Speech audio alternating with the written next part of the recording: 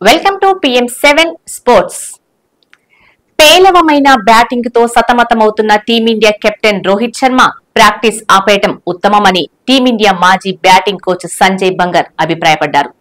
ప్రస్తుతం రోహిత్ శర్మ ఏం చేసినా పరుగులు రాని దశను ఎదుర్కొంటున్నాడని, ఇలాంటి పరిస్థితిలో ప్రాక్టీస్ చేయడం ఆపేసి విశ్రాంతి తీసుకోవడం బెటర్ అని ఆయన చేసిన వ్యాఖ్యలు ఇప్పుడు నెట్టింట వైరల్ అవుతున్నాయి. టీమిండియా ఆటగాడు, జట్టు కెప్టెన్ రోహిత్ శర్మ గత 6 నెలలుగా పరుగులు చేయలేకపోతున్నాడు. బంగ్లాదేశ్ తో టెస్ట్ సిరీస్ తో పాటు న్యూజిలాండ్ తో సొంత గడ్డపై జరిగిన 3 టెస్టుల సిరీస్ లోనూ తీవ్రంగా నిరాశపరిచాడు.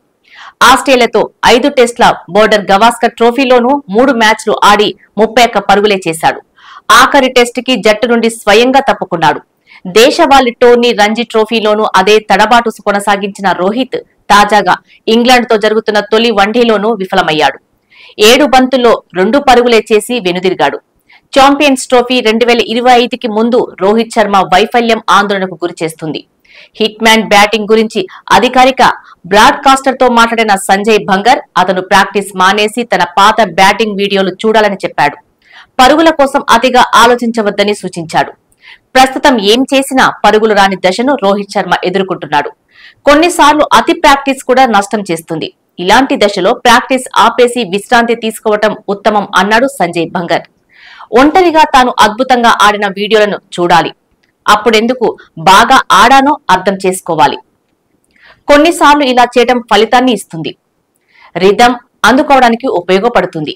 అలా కాకుండా రన్స్ కోసం ప్రయత్నిస్తే పరిస్థితి మరింత దిగజారుతుంది. పరుగుల కోసం రోహిత్ శర్మ అతిగా ఆలోచించవద్దు అని సంజయ్ బంగర్ సూచించాడు.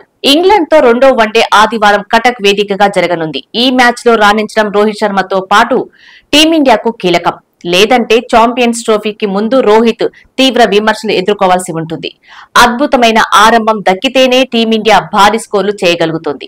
టీమిండియా మాజీ బ్యాటింగ్ కోచ్ సంజయ్ బంగర్ వ్యాఖ్యల నేపథ్యంలో రోహిత్ శర్మతో తనను తాను నిరూపించుకోవాల్సిన పరిస్థితి ఏర్పడింది.